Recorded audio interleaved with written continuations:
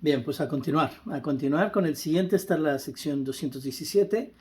Hemos hablado de Arjuna y Ulupi y justo enseguida lo que viene es Arjuna y Chitrangada, que es literalmente el siguiente. O sea, pasa una cosa y justo enseguida pasa la siguiente. Y dentro de muy pocos videos, 2 o 3 más, va a pasar el asunto de Arjuna y Subhadra. Entonces, insisto, estamos en el Parva, en el subparva.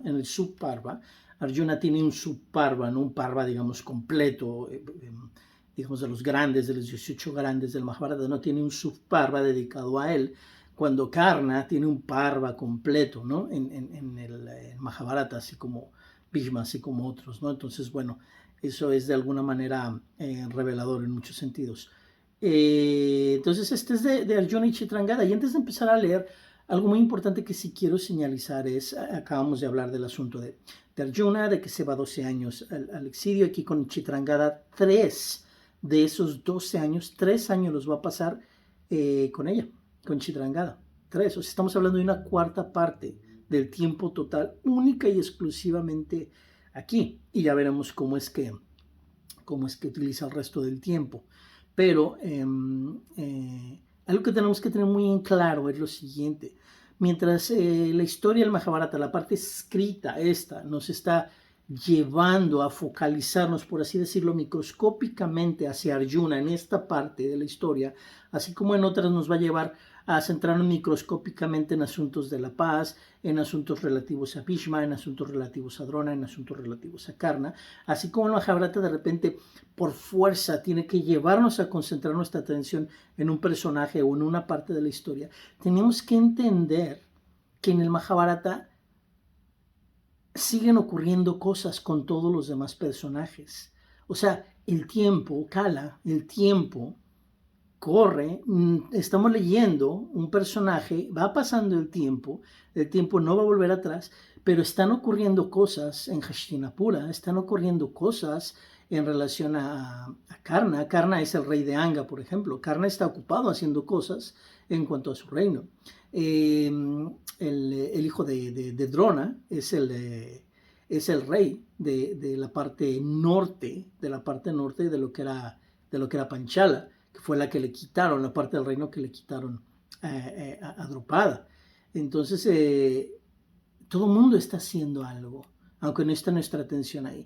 Y en ese sentido el Mahabharata es un reflejo de nuestra vida. Muchas veces en nuestra vida estamos súper centrados en el incidente o en las condiciones o circunstancias que tenemos enfrente. Esto que estamos leyendo de Arjuna es lo que tenemos enfrente y así nos pasa en la vida. Nos focalizamos en algo, pero es muy importante dar un paso atrás, por así decirlo, en cuanto a visión de nuestra propia vida y entender que hay un universo de cosas que siguen girando, que se siguen moviendo y debemos evitar ser fagocitados, debemos evitar ser tragados por eso que de momento un problema, una circunstancia nos quiere atrapar toda nuestra atención, porque luego nos metemos en más problemas. Siempre hay que tener esta capacidad de poder ver lo específico, pero ver que hay muchas otras cosas que están ocurriendo también. A mí me ha funcionado mucho en mi vida y también en la interpretación del Mahabharata. No perder de vista que a pesar de que estoy leyendo algo de forma paralela, las demás personajes, las demás personas, las demás que forman parte de la historia, sigue habiendo circunstancias, cosas y acciones que se desarrollan y eso hay que tenerlo muy en cuenta para una comprensión de esta historia y en nuestra vida personal para comprensión y éxito, victoria, jaya y vijaya de lo que nos estamos proponiendo, ¿no? Entonces, ¿qué pasa justo enseguida de lo de Ulupi? Lo que pasa es que, dijo Vaisampayana, entonces el hijo del que porta el rayo le relató todo a aquellos brahmines que residían ahí con él y partió hacia el seno del Himavat. O sea, sale, termina de estar ahí con Ulupi, regresa a donde estaba junto con todos los brahmines y les platica lo que ocurrió, les platica todo lo que había ocurrido. Y ya que les platica, él tomaba la decisión de a dónde ir ellos, todos los que lo seguían, que era un gran comité, ya lo vimos, simplemente lo seguían a donde él quisiera ir, ¿no? Entonces se mueve de ahí, no se queda ahí y se va hacia el seno del Himavat. Tras llegar al lugar llamado Agasthyavata, que es un santuario sagrado cerca de los Himalayas, se dirigió al pico de Vashista. De ahí, el hijo de Kunti avanzó hacia el pico de Brigu. Tras purificarse ahí con abluciones y otros ritos, aquel destacado entre los kurus regaló a los brahmines muchos millares de vacas y muchas casas. Desde ahí, aquel óptimo varón prosiguió hacia el sagrado refugio llamado Iranyavindu, que es un lugar sagrado en los Himalayas, cerca de los Himalayas, ¿no? Tras realizar ahí sus abluciones, ese eminente hijo de Pandu vio muchas regiones sagradas. Al descender de aquellas alturas, Bharata, aquel jefe de hombres, acompañado por los brahmines, se dirigió hacia el este, con el deseo de contemplar las regiones que se hallaban en aquella dirección. Aquel hijo destacado de la raza de Kuru vio muchas regiones de aguas sagradas una tras otra. Y, aquí gran sorpresa, ¿a dónde llega? Y al contemplar en el bosque de Naimisha el delicioso río Utpalani, lleno de lotos, y el Nanda, el Apara Nanda y el afamadísimo Kausiki, y los poderosos ríos Gaya y Ganges, y todas las regiones de aguas sagradas, se purificó con los ritos acostumbrados, Bharata, y le otorgó a los brahmines muchas vacas. Entonces, ¿dónde? ¿A dónde llegó? Llegó nada más y nada menos que al bosque de Naimisha. ¿Dónde se está relatando todo el Mahabharata? ¿Cómo inicia el libro? Y vamos a regresar al inicio del libro. Vamos a regresar a la primera página del libro.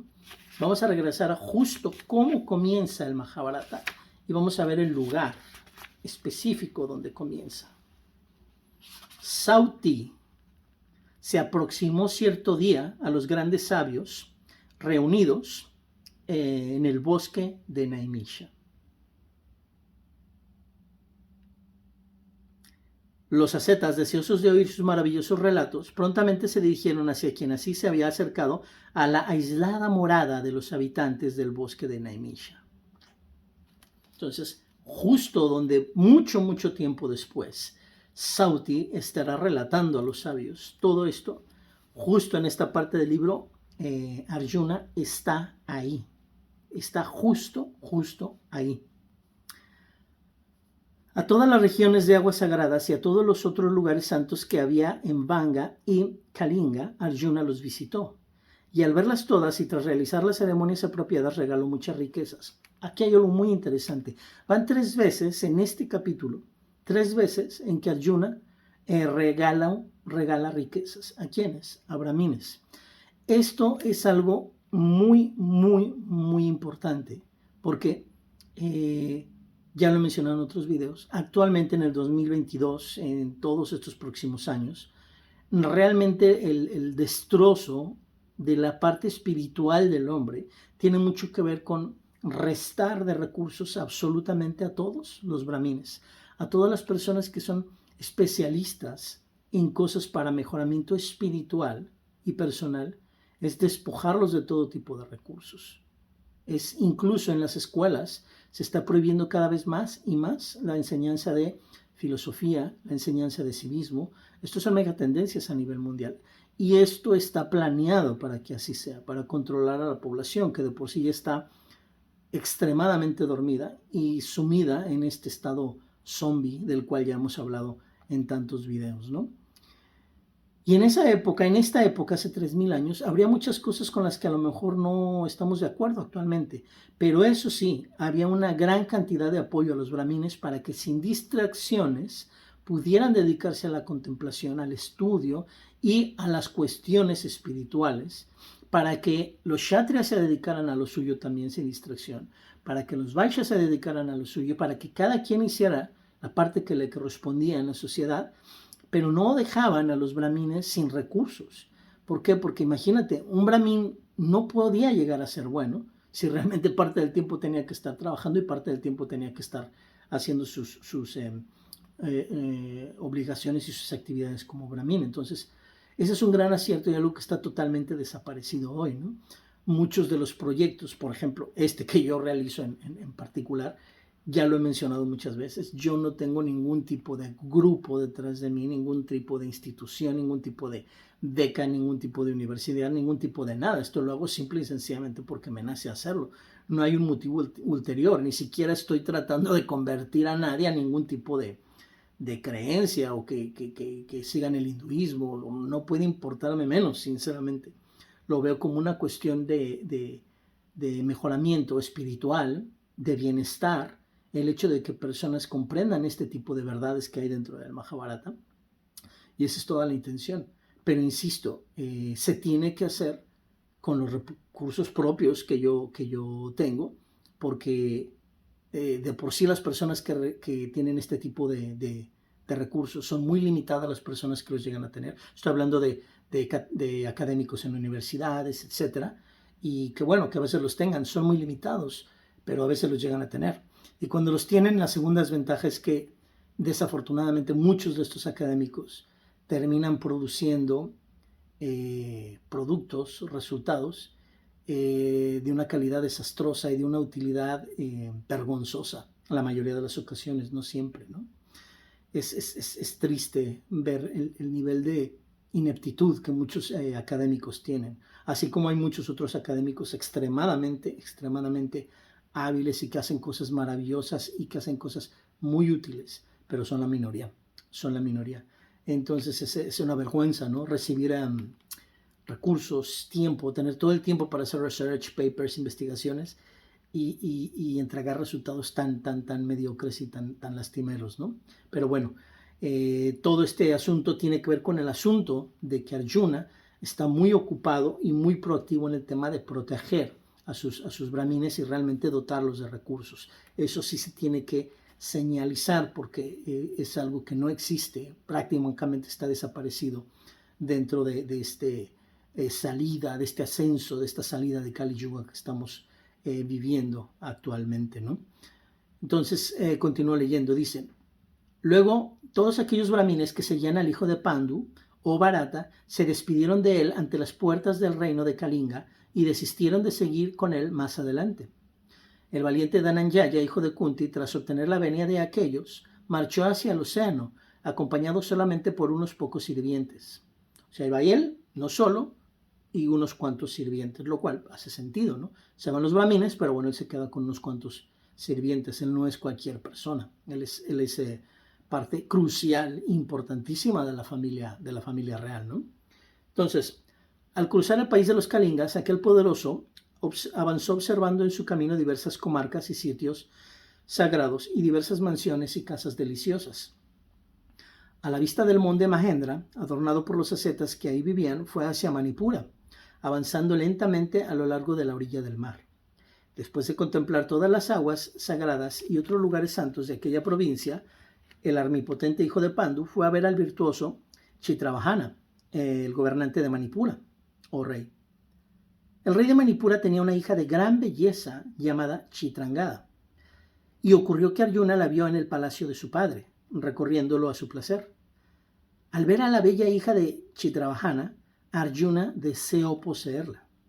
Es lo que les decía, justo lo contrario. Ulupi deseaba poseer a Arjuna, ahora es Arjuna el que desea poseer a Chitrangada, ¿no? Y están todas estas interacciones de Kama, de lo que es la cuestión de lo del deseo, ¿no? Y esta es una muy buena referencia analógica, una muy buena comparativa, como para entender cómo de repente funciona el tema de lo de los deseos. De repente hay cosas por las cuales uno no siente algún tipo de atracción o deseo, en este caso representado por mujeres, pero podría ser cualquier otra cosa. En el fondo estamos hablando de temas de deseos. Y hay otras cosas que llaman poderosamente nuestra atención. Y así es todos los millones y millones de habitantes que hay en el planeta. Cada quien puede tener deseos e intereses diversos y es un grave error cuando nosotros tratamos de imponer solamente nuestra versión y nuestra realidad de mundo. Lo que nosotros consideramos correcto y deseable es la única verdad. Cada que hacemos eso estamos siendo violentos hacia el prójimo, hacia el próximo, hacia el que está junto a nosotros. Es muy importante el tema de no solamente respetar, sino no ser violentos, porque con nuestra forma limitativa de pensar limitamos al otro. Por eso es muy importante no convivir o tratar de evadir convivencias con personas que tienen deseos o preferencias o ideas de cosas que quieren conseguir muy diferentes a las nuestras en cualquier tema, en el tema financiero, en el tema de sexualidad, en el tema de metas en la vida. ¿Por qué? Porque a final de cuentas no vamos a necesitar estar limitando al otro. o prohibiéndole cosas, más bien lo dejamos libre, fuera de nuestra esfera de influencia, y centrarnos en convivir personas con las cuales tengamos realidades similares, y así no necesitamos estar viviendo todo el tiempo en una cuestión de prohibiciones, de permisos, de esto, del otro, sino viviendo una realidad, por muy rara que le parezca a otros, pero a final de cuentas no estamos siendo violentos ni estamos haciendo daño a los que están a nuestro alrededor porque acordamos con las mismas cosas, por muy raras que le puedan parecer a otro tipo de grupos o personas. Y así se van formando todo el tipo de tribus que existen, los que les gustan una cosa, los que les gustan otro, así se van formando. Pero es muy interesante aquí este asunto entre Arjuna y cómo están haciendo la similitud con el tema de los deseos, ¿no? Arjuna deseó poseerla. Fue a ver al rey, el padre de ella, y le expuso lo que quería. Es una forma de valentía, ser claro y no andar ocultando cosas, ¿no? Le dijo, oh rey, entrégame a tu hija. Soy el hijo de un kshatriya ilustre. Al escuchar esto, el rey le preguntó, ¿de quién eres hijo? Arjuna le respondió, soy Dhananjaya, el hijo de Pandu y Kunti. Al escuchar esto, el rey le dijo estas palabras con dulce acento. Y me encanta esta forma de responder porque viene mucho en el Mahabharata. Cuando algo se pide en el Mahabharata, en muchas ocasiones, lejos de decir un sí o un no así como directo, se da como que toda una historia o se da como que todo un ejemplo, y el ejemplo en sí es la respuesta, no necesariamente un sí o un no. Entonces es muy interesante porque le dice Arjuna, entrégame a tu hija. Entonces, como respuesta le dice el rey, en nuestra raza existió un rey llamado, o sea, le va a contar todo el rollo, ¿no? Pravanjana, el rey Pravanjana, que no tenía hijos. Para obtener un hijo, se entregó a severas penitencias ascéticas. Mediante aquel severo ascetismo, o parta, logró complacer al dios de los dioses, Mahadeva, el esposo de Uma, el supremo señor que porta el poderoso arco llamado Pinaka. El ilustre señor le otorgó el don de que cada sucesivo descendiente de su estirpe habría de tener un único hijo. En consecuencia de ese don, a cada uno de los sucesivos descendientes de la raza les nació un único hijo. Todos mis antepasados, uno tras otro, tuvieron un hijo varón. Sin embargo, yo he tenido solo una hija para que perpetúe mi raza. Pero yo, oh toro entre los hombres, siempre, y esto es muy importante, siempre consideré a mi hija, a esta hija mía, como un hijo. Oh toro de la raza de Bharata, la he convertido debidamente en una putrika, es decir, una hija mujer con derecho a heredar de su padre.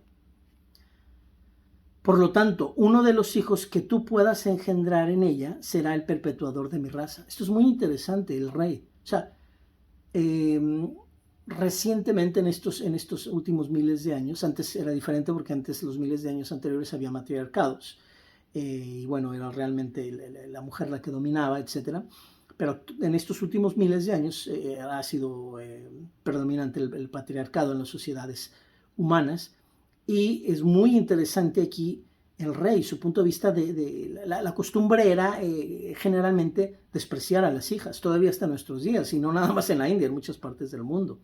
Yo quiero un hijo varón, y se llega a despreciar a quienes nacen con un sexo femenino. En este caso es un gran ejemplo, 3000 años atrás, como el rey, en lugar de despreciarla y así como que avergonzarse de ello, etcétera, no, siempre la consideró como lo que él quería, vamos, como alguien totalmente lista y sin ningún tipo de problema para ser la heredera del reino. Esto es interesantísimo, o sea, esto es un avance tremendo, así como Bharata, el rey Bharata hizo avances en cuanto a democracia tremendos, que ya los hemos explicado en otros videos. Aquí, este rey, es muy interesante el avance que hace en cuanto a igualdad entre hombres y mujeres, muy interesante, ¿no? No minimizando a su hija por el hecho de ser mujer, ¿no?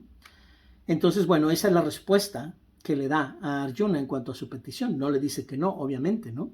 Le dice, ese hijo es la dote por la que entregaría a mi hija. O sea, esta es su respuesta, ¿no? Sí, pero esta es la circunstancia que quiero que se cumpla. Oh hijo de Pandu, si así lo eliges, puedes tomarla de conformidad con este acuerdo. Después de oír estas palabras del rey, Arjuna las aceptó todas diciendo, así sea. El hijo de Kunti tomó por esposa a la hija de Chitrabhajana y residió en aquella ciudad durante 3 años. Acá en el otro libro lo veremos, lo dicen de una manera más poética, más hermosa, pero bueno, seguimos aquí. Residió en aquella ciudad durante 3 años. Cuando finalmente Chitrangada dio a luz un hijo, Arjuna abrazó con afecto a la hermosa princesa y tras despedirse del rey, reanudó sus peregrinaciones. Y ahí termina, y bueno, nada más un par de comentarios desde la otra traducción, la versión crítica del Mahabharata. Y bueno, algo aquí muy interesante que subrayé incluso, no se menciona acá en la otra versión, porque es otra versión, no es una diferente traducción, ya lo he dicho muchas veces, pero en la versión crítica se menciona específicamente que Arjuna fue a Anga. ¿Y quién era el rey de Anga? Karna. Y en ningún momento menciona aquí que fue interrumpido, molestado o denegado su acceso ahí. Karna, siendo el rey de Anga, obviamente se enteró que Arjuna andaba por ahí vagando, visitando, y no se menciona absolutamente ningún tipo de intervención o cosa negativa de Karna hacia Arjuna. Dice aquí, y lo leo literal: él fue hacia cada lugar sagrado de peregrinaje en Anga, Vanga y Kalinga. Ya anduvo por todos esos lugares, pero lo subrayé. Anga es muy interesante leer ahí, porque insisto, hay cosas alrededor en el Mahabharata que no son Arjuna, de todos los demás personajes. Sigue habiendo una vida, sigue habiendo cosas que están ocurriendo en todos los demás personajes. Entonces, eso es muy interesante, ¿no? Y bueno, ya nada más para terminar, dice aquí que Arjuna estuvo de acuerdo con la condición que le puso el rey y aceptó a su hija y vivieron en esa ciudad por 3 inviernos. O sea, en lugar de decir 3 años, como en el otro libro, aquí lo traducen como que vivieron en esa ciudad por 3 inviernos. Se me hace muy poético, una manera mucho más, una manera hermosa, no mucho más, una manera hermosa de expresar, ¿no? Por todo lo que conlleva, ¿no? El tema del invierno y lo que tiene que ver eso con la cuestión simbólica en la situación de pareja, ¿no? Me parece hermoso. Y bueno, ahí termina. Entonces, insisto, estamos viendo estas situaciones de lo que está ocurriendo con Arjuna, las cosas que se le presentan en el mundo, el tipo de situaciones, de lo que le llega de afuera, de lo que le viene de adentro, de cuando alguien le llega y le dice que él es deseado y lo que se le propone, de cuando él encuentra el tema del deseo en otra persona y lo que se propone y hace. Y a final de cuentas, todo este tipo de interacciones que están ocurriendo en la historia, ¿no? Entonces, es muy interesante. Después hay 2-3 capítulos donde nos cuentan 2-3 historias más, muy interesantes también, otra vez pendientes del tema del deseo. El siguiente tendrá que ver deseo, pero en flujo 3. Esto es decir, le van a contar una historia donde ya no él participa como objeto de deseo o como alguien que desea a otro, sino el tema de deseo de otros con otros, donde a él están contando cómo ocurre una situación de deseo entre otros. Entonces, es muy interesante en nuestra vida cómo pasan este tipo de flujos que yo ya los he explicado en videos anteriores, ¿no? Entonces, bueno, ahí lo dejamos, termina este video y bueno, vamos a publicarlo. Lo estoy grabando precisamente en este día. Le voy a dar en stop y justo ahora lo voy a subir a YouTube y lo verán en unas cuantas horas ya publicado. Entonces, bueno, saludos.